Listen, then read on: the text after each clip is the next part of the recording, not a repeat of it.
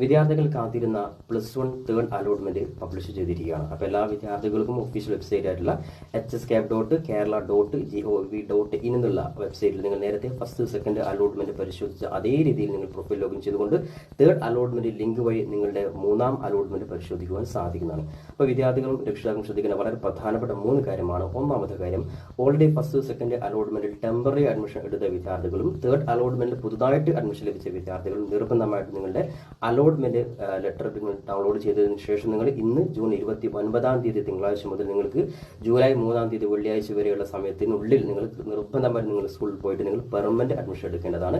Temporary admission എന്നുള്ള option ഈ വിഷയത്തിലില്ല. അതുകൊണ്ട് എല്ലാ വിദ്യാർത്ഥികളും ശ്രദ്ധിക്കുക.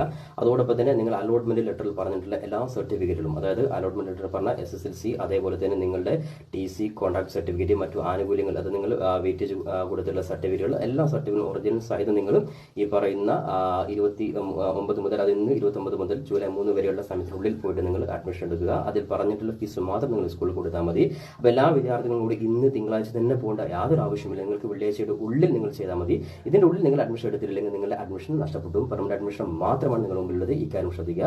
ഇനി രണ്ടാമത് ശ്രദ്ധിക്കുന്ന വളരെ പ്രധാനപ്പെട്ട കാര്യമാണ്, ഓൾറെഡി ടെമ്പററി അഡ്മിഷൻ എടുത്ത വിദ്യാർത്ഥികൾക്ക് തേർഡ് അലോട്ട്മെന്റിലും യാതൊരു മാറ്റവുമില്ല. കഴിഞ്ഞ സെക്കൻഡ് അലോട്ട്മെന്റ് അതേ സ്കൂളിൽ തന്നെയാണ് കിട്ടിയതെങ്കിൽ നിങ്ങൾ അലോട്ട്മെന്റ് ലെറ്റർ ഡൗൺലോഡ് ചെയ്യേണ്ട ആവശ്യമില്ല. നേരിട്ട് സ്കൂളിൽ പോയിട്ട് നിങ്ങൾ ബാക്കിയുള്ള ആപ്ലിക്കേഷൻ ഫീ, അത് അഡ്മിഷൻ ഫീ ഉൾപ്പെടെയുള്ള കാര്യം ജസ്റ്റ് നിങ്ങൾ അലോട്ട്മെന്റ് ലെറ്റർ ഡൗൺലോഡ് ചെയ്താൽ അതിൽ പറഞ്ഞിട്ടുള്ള ഫീസ് നിങ്ങൾ കൊടുത്ത് സ്കൂളിൽ നിങ്ങൾക്ക് പെർമനന്റ് അഡ്മിഷൻ എടുക്കേണ്ടത്. അപ്പോൾ ടെമ്പററി അഡ്മിഷൻ എടുത്ത വിദ്യാർത്ഥികളും സെയിം സ്കൂളിലാണെങ്കിലും നിർബന്ധമായിട്ടും പെർമനന്റ് അഡ്മിഷൻ എടുക്കുക, അല്ലെങ്കിൽ നിങ്ങളുടെ അഡ്മിഷൻ നഷ്ടപ്പെട്ടു.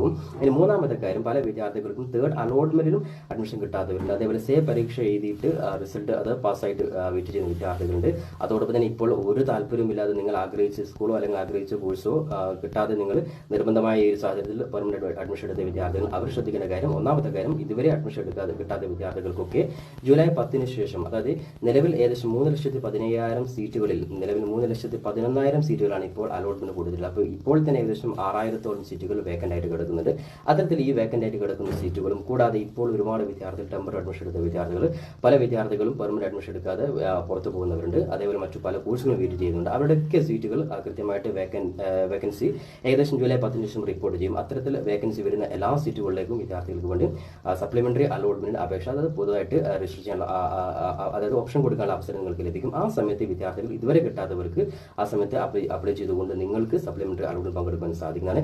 ഇനി ഒരു താല്പര്യമില്ലാത്ത കോഴ്സിൽ കിട്ടിയ വിദ്യാർത്ഥികൾക്ക് സപ്ലിമെന്ററി അലോട്ട്മെന്റ് കഴിഞ്ഞതിന് ശേഷം ഒരുപക്ഷെ ട്രാൻസ്ഫർ അലോട്ട്മെന്റ് എന്തായാലും സീറ്റുകൾ വേക്കൻസി വരും. ആ സമയത്ത് നിങ്ങൾക്ക് അപേക്ഷ കൊടുത്ത് നിങ്ങൾക്കും മാറാനുള്ള ഒരു സാധ്യത നിങ്ങളുടെ മുമ്പിലുണ്ട്. അപ്പോൾ എന്തായാലും വിദ്യാർത്ഥി ശ്രദ്ധിക്കുക, നിങ്ങളുടെ ക്ലാസ് ജൂലൈ 6-ാം തീയതി സ്റ്റാർട്ട് ചെയ്യുകയാണ്. പ്രിയപ്പെട്ട എല്ലാ വിദ്യാർത്ഥികൾക്കും നല്ലൊരു അധ്യയന വർഷം ഉണ്ടാവട്ടെ എന്ന് ആത്മാർത്ഥമായി ആശംസിക്കുകയാണ്.